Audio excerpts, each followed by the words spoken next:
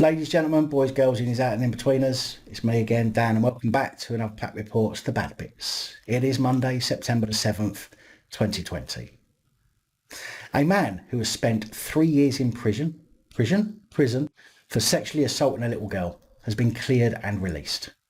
Andrew Dixon was 39 when he was found guilty after a trial in March 2017 of 2 sexual assaults on a child under the age of 13. At his sentencing, defence lawyers said Mr Dixon of Grasmere Road, Formby, vehemently denied any attacks on the child. He shook his head and expressed disbelief to supporters in the public gallery before crying when he was jailed for 9 years. Now let me just say here how unsurprised I am that those with admissions of raping kids and downloading sick abuse images clearly unable to defend their actions get suspended sentences or a year or 2 in prison, and then you get someone clearly must have been locked up on what I can only assume to be circumstantial evidence for 9 fucking years. Mr Dixon had his 2 convictions quashed by the Court of Appeal in London on June the 23rd this year. It is understood that medical evidence key to the prosecution case was successfully challenged by defence lawyers. On June 24th, top judges ordered that Mr Dixon be retried at Liverpool Crown Court and arraigned within 2 months. However, on July 24th, prosecutors decided to offer no evidence against Mr Dixon on both counts of sexual assault. As a result, Judge Andrew Menery QC entered formal not guilty verdicts against the now 42-year-old. When he was sentenced to 9 years, he was designated an offender of particular concern, and that meant that he would have had to have spent at least 4.5 years in prison before he could apply for parole, and he would only have been released before the end of the 9 years if a parole board decided he was no longer a risk to the public. Now, I'm sure I smell a major lawsuit on its way, although I have yet to be able to find out which police force it was. However, as this was heard in Liverpool Crown Court, I'm going to assume it was Merseyside Police. Dirty cunt 23-year-old Lewis Forshoe from Willington Street in Nuneaton was sentenced at Warwick Crown Court on Thursday, September the 3rd, after being found in possession of almost 4,000 indecent images and videos. Forshoe, who also admitted having 40 extreme porn images involving a horse, amassed a huge collection of still and moving images between 2015 and 2019. They included 963 images in Category A, 1,279 in Category B, and 1,683 in Category C. Forshoe previously admitted 3 counts of making images, which can include downloading as well as possession of extreme pornographic images and possession of a prohibited image of a child. Now, I've yet found the name of the judge who sentenced him, but I just want to say thank you to the judge for doing such a stellar job of giving this vile, sick piece of shit little more than a slap on a fucking wrist, with a 2-year sentence suspended for 2 years. What the fuck is going through the minds of these judges when they sentence these sick bastards? It seriously can't be thoughts about the devastation to the lives of the kids in the images. It certainly can't be the potential for these sick fucks to graduate from looking to doing. It certainly isn't about punishing them with a sentence like that, because it's certainly not going to make them think twice about doing it again. I'm disgusted, not only by these scummy pedo bastards, but also by the scummy pedo bastards presiding over their cases.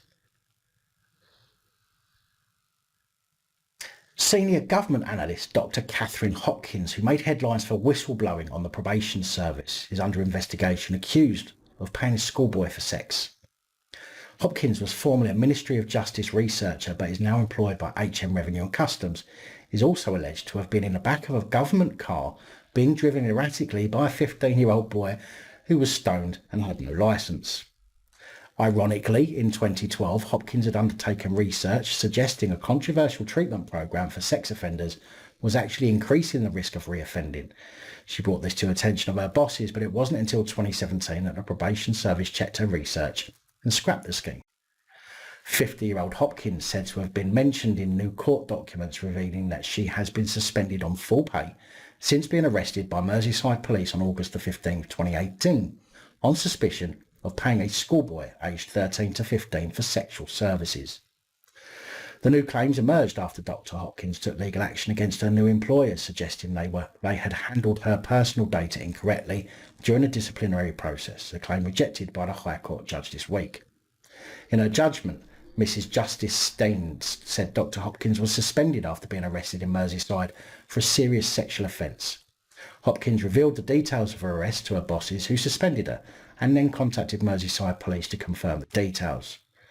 The judge described how Dr. Hopkins was also under investigation by HMRC over a separate incident involving a 15-year-old boy on July 29, 2018.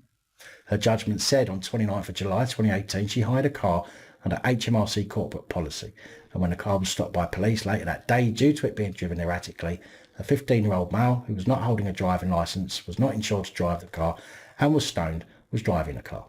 The claimant was in the rear of the car at the time.